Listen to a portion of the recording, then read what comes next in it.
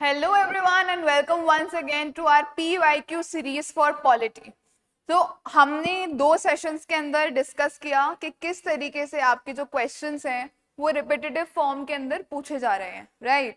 हमने देखा कि 2018 के अंदर जो क्वेश्चन पूछा गया था उसी का एक रिवाइज्ड वर्जन आपके 2024 के क्वेश्चन पेपर के अंदर आपसे डायरेक्टली पूछा गया, ठीक है? तो पीवाईक्यूज का मेन हमारा जो मोटिव होता है वो क्या होता है, इसी ट्रेंड को पहचानना और इसी के जैसे अपनी फिर तैयारी को करना, ताकि आपका जो फर्स्ट अटेम्प्ट है उसके अंदर आपका आरएएस का जो प्रीलिम्स है वो क्लियर हो जाए, ठीक है? तो आज हम इसी सीरीज का थर्ड पार्ट देखने वाले हैं। इसके बाद में आपके जितने भी क्वेश्चंस थे कॉन्स्टिट्यूशन और नॉन कॉन्स्टिट्यूशन बॉडीज के 2013 से लेकर आज तक के 2024 तक के, वो सारे कवर हो जाएंगे, ठीक है? So let us start. आज हम देख लेते हैं हमारे नेक्स्ट क्वेश्चंस इस सीरीज के। सो आज का हमारा सबसे पहला क्वेश्चन रहेगा ये क्वेश्चन है 2018 का, ठीक है? 2024, 23 के क्वेश्चंस और 21 के क्वेश्चंस हम डिस्कस कर चुके हैं ऑलरेडी। 2018 का ये क्वेश्चन देखो आप, which of the following statements are correct in context to what Rajasthan state human rights commission. कल हमने एक क्वेश्चन ऑलरेडी देखा था Rajasthan state human rights commission से रिलेटेड, यस और नो? दोबारा से देखो, वही थीम रिपीट हो रही है। किसके बारे में क्वेश्चन पूछा जा रहा है यहाँ पर? Rajasthan state human rights commission के बारे में, ठीक है? फर्स्ट स्टेटमेंट देख लेते हैं हम, that it was constituted on 18th January 1999 by notification issued by the government of Rajasthan. बहुत सही है, फैक्ट्स हमने यही पढ़े हैं कि कब कॉन्स्टिट्यूट हुई थी ये, 18 जनवरी 1999 को। So this statement becomes what? Correct, ठीक है? 18 जनवरी 1999 को ये क्या हुई थी आपकी? कॉन्स्टिट्यूट हुई थी, ठीक है? किसके द्वारा? आपकी notification issued by your government of Rajasthan. Okay, moving on to our next statement, the commission became functional from March 2000. yes, initially उसका functional वो नहीं हुई थी 1999 में। कब functional हुई थी वो? March 2000 के अंदर this commission became what? fully functional. It started its functioning. So second statement also becomes what? It also becomes correct. First और second statement में कोई भी आप लोगों को डाउट्स नहीं होने चाहिए, क्योंकि दोनों स्टेटमेंट्स क्या हैं आपकी? दोनों स्टेटमेंट्स करेक्ट हैं, ठीक है? नेक्स्ट स्टेटमेंट देखते हैं, Rajasthan human rights commission is having one chairperson and 3 members in accordance with the provision of protection of human rights act 2006। हमने देखा था कल कितने मेंबर्स होते हैं? एक चेयरपर्सन होता है और मैक्सिमम कितने मेंबर्स हो सकते हैं? 2 members. So again this statement becomes what? This statement becomes wrong. Okay? हमने देखा था ना ये क्वेश्चन, एक बार फिर से देख लेते हैं।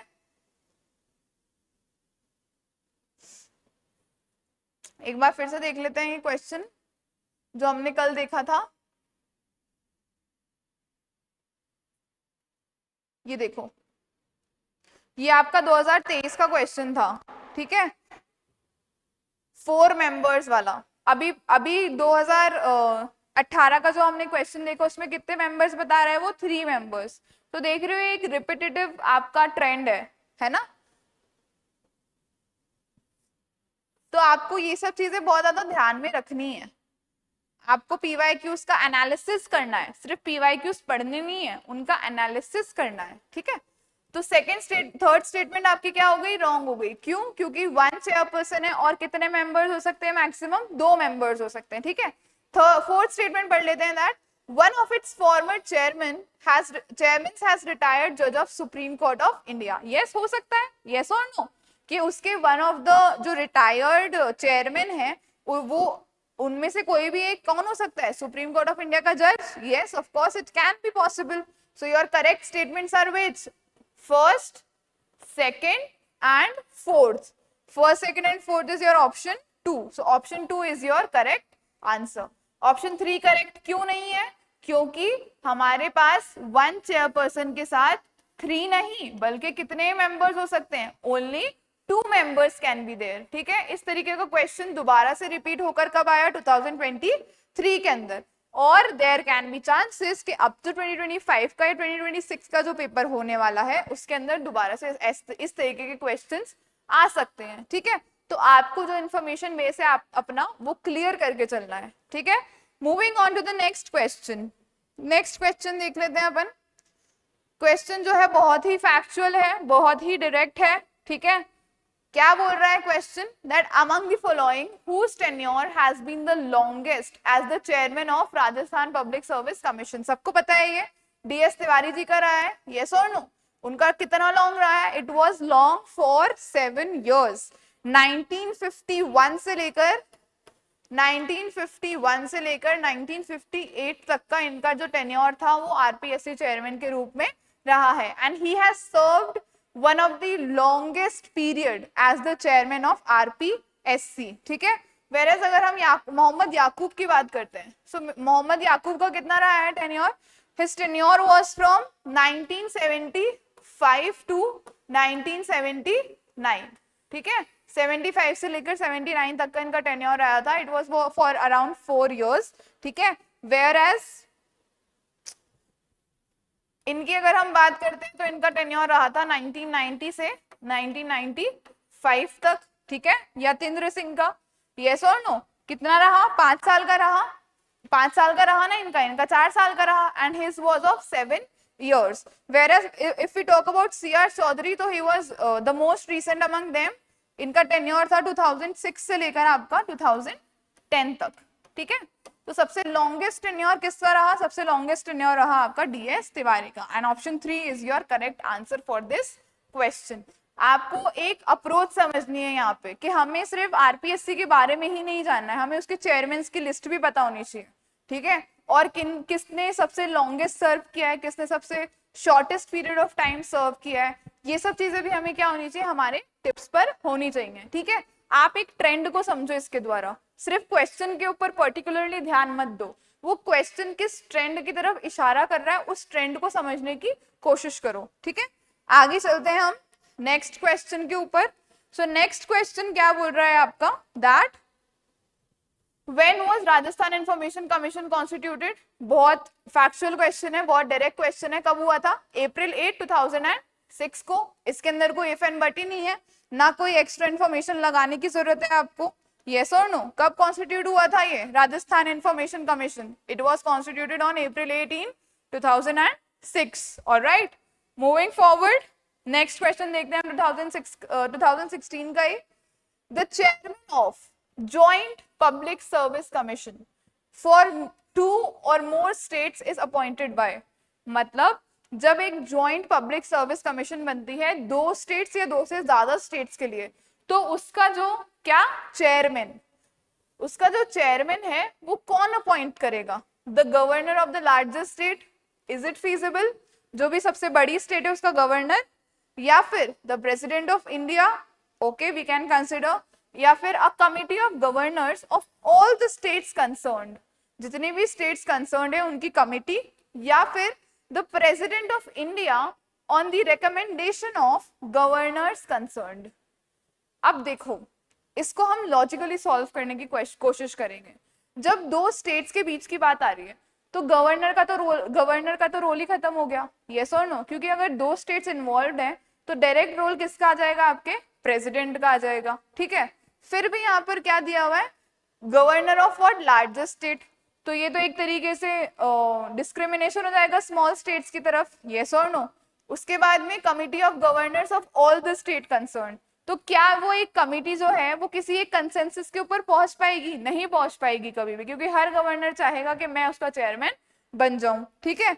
Also the president on the recommendation of what, governors concern, क्या प्रेसिडेंट को किन्हीं भी गवर्नर की रिकमेंडेशन की जरूरत है या प्रेसिडेंट अपनी विल के ऊपर काम करेगा, obviously president will work on his own will, yes और नो, दो that will is bounded by the advice from the council of ministers, but still. तो इसका सही आंसर क्या होगा आपका, ऑप्शन 2। कॉमन सेंस से भी अगर आप सॉल्व करते हो तो ये क्वेश्चन सॉल्व होता था। The president of India will appoint what, will appoint the chairman of joint public service commission, ठीक है। समझ में आई इतनी बात आप लोगों को। अब हम बढ़ते हैं हमारे नेक्स्ट क्वेश्चन की तरफ। नेक्स्ट क्वेश्चन क्या कह रहा है? Select the correct answer. The election commission of Rajasthan is, election commission of Rajasthan क्या है?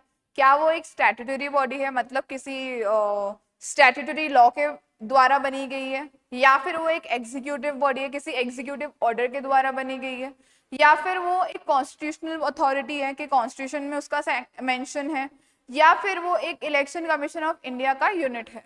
क्या है election commission of state of Rajasthan? State election commission of Rajasthan, it is a constitutional authority. क्या है वो? एक कॉन्स्टिट्यूशनल अथॉरिटी है। क्यों है कॉन्स्टिट्यूशनल अथॉरिटी? कब बनी थी ये? जुलाई 1994। कब बनी थी? हमने पढ़ा है 2 बार, यस और नो? जुलाई 1994। और कौन सा आर्टिकल है इससे रिलेटेड? कौन से आर्टिकल में मेंशन है इसका? It is mention in your article 243 के। कौन सा आर्टिकल है? 243 के। ऑलरेडी हम बहुत बार डिस्कस कर चुके हैं, यस और नो? 2016 के अंदर पूछा गया, 18 के अंदर पूछा गया, फिर 24 के अंदर पूछा गया, यस। सो इस तरीके से आपको क्वेश्चंस को क्या करना है? डीपली एनालाइज करना है। ओके, आगे बढ़ते हैं हम नेक्स्ट क्वेश्चन की तरफ। अब नेक्स्ट क्वेश्चन क्या बोल रहा है आपका? देखो 2013 का क्वेश्चन है। Which of the following is not recommended by the second Administrative Reforms Commission for the functions of State Public Service Commission? मतलब इन सभी फंक्शंस के अंदर से कौन सा वो एक फंक्शन है जो कि सेकेंड ARC रिफॉर्म्स की जो रिपोर्ट थी उसने जो आपकी स्टेट पब्लिक सर्विस कमीशन है उसको रेकमेंड नहीं किया? तो पहला फंक्शन देखो, recruitment of candidates for higher level post under the state government. Class 1 और 2 की जो भी पोजीशंस हैं, ठीक है, उसका जो रिक्रूटमेंट होगा उसके लिए रिकमेंडेशंस तो आरपीएससी को मिलनी चाहिए उसके फंक्शंस की, तो यस और no? So this can not be the answer, right? क्यों? क्योंकि ये चीज कौन देखता है? डायरेक्टली आपकी आरपीएससी देखती है, ठीक है। Advising government on transfers from one service to another, yes, this is also watched by your RPSC. Then advising government on senior level promotions through DPC, yes, this also can be one of the functions of your RPSC. advisory आपका jurisdiction हो सकता है RPSC का, yes or no? Fourth आप देखो, recruitment and promotions to teaching post in government colleges and fully funded units of the universities. क्या teaching post से RPSC का कोई भी लेना देना है? I don't think so there is anything concern. उसके लिए अलग डिपार्टमेंट से अलग जो मिनिस्ट्रीज है कंसर्न वो देखेंगे इसका आरपीएससी थोड़ा ना देखेगा। और सेकेंड एआरसी जो रिपोर्ट है आपकी वो ये थोड़ा ना रिकमेंड करेगी। सो your correct option for this will be option 4, क्योंकि ये एक फंक्शन नहीं हो सकता है आपकी स्टेट पब्लिक सर्विस कमीशन का। I hope you have understood what the question was trying to say and how we have answered it logically, right? आगे चलते हैं हम नेक्स्ट क्वेश्चन की तरफ। नेक्स्ट क्वेश्चन जो है वो आपका क्या बोल रहा है? Which one of the following is not member of committee constituted for the appointment of state chief information commissioner and state information commissioners? ऐसा ही एक क्वेश्चन हमने पहले भी देखा हुआ है, yes or no? मैं दिखा देती हूँ आप लोगों को। ऐसा ही एक क्वेश्चन हमने पहले भी देखा हुआ है। Let me show you people.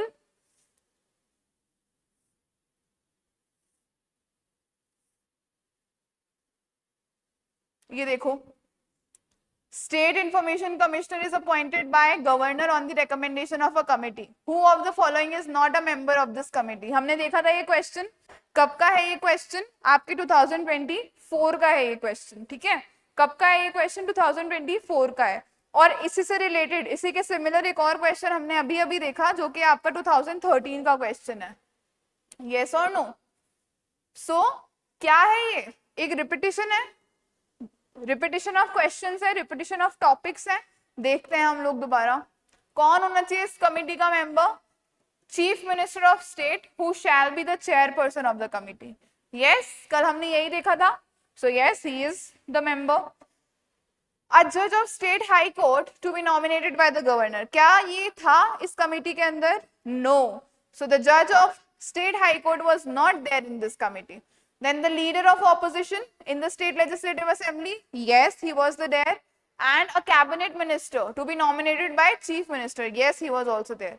3-member committee बनती है. सबसे पहले उसमें कौन होता है? Chief Minister होता है ना? Who is also the chairperson of the committee. उसके अलावा there must be a leader of opposition, and other than that there must be whom? There must be a cabinet minister nominated by your chief minister. All right. So इस particular statements के अंदर repetition है, आपने देखा 2013 और 2024 के अंदर.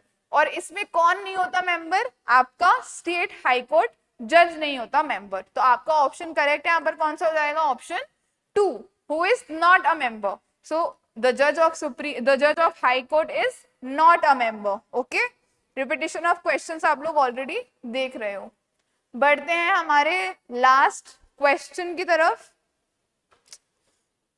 देखो लास्ट क्वेश्चन हमारा क्या कह रहा है. Consider the following statements about state election commission in Rajasthan. Again state election commission के बारे में बात आ गई. तीसरा क्वेश्चन देख रहे हैं हम सेम फॉर्म का. ठीक है, पहले हमने देखा 18 में भी था, 23 में भी था, 13 में भी आ गया.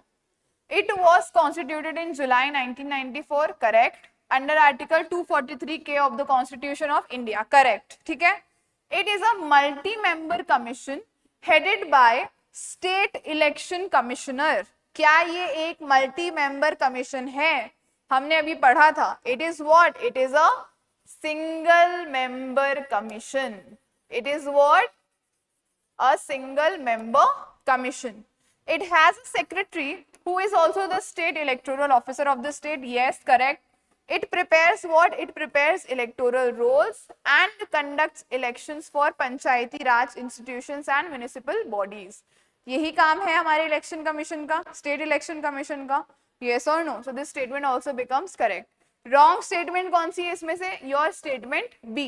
ठीक है, तो हमारा करेक्ट आंसर क्या हो जाएगा? A, C and D. A, C and D is your option 3. So option 3 becomes your correct answer. इसी तरीके का क्वेश्चन हमने पहले भी देखा. यस, चीजें रिपीट हो रही हैं. इसी तरीके से आपको अपनी प्रिपरेशन करनी है. जितने भी पीवाईक्यूज हैं सब सॉल्व कर डालो. हमारे साथ, मेरे साथ यहाँ पर पॉलिटी के मैं आपको अभी सॉल्व करवा रही हूँ. जितने भी पीवाईक्यूज होंगे आपके A to Z सारे मैं सॉल्व करवाऊंगी, चाहे से वो इंडियन पॉलिटी के हों, आपकी राजस्थान पॉलिटी से रिलेटेड हो, कुछ भी हो आपके, वो सब यहाँ पर हम सॉल्व करने वाले हैं आगे की सीरीज के अंदर. So till then just keep updated, हमारे साथ बने रहो. और अगर आपको कोई भी डाउट्स क्वेरीज हैं तो कमेंट सेक्शन के अंदर कमेंट करके आप लोग पूछ सकते हैं. Okay, so till then thank you so much and all the best for your preparation.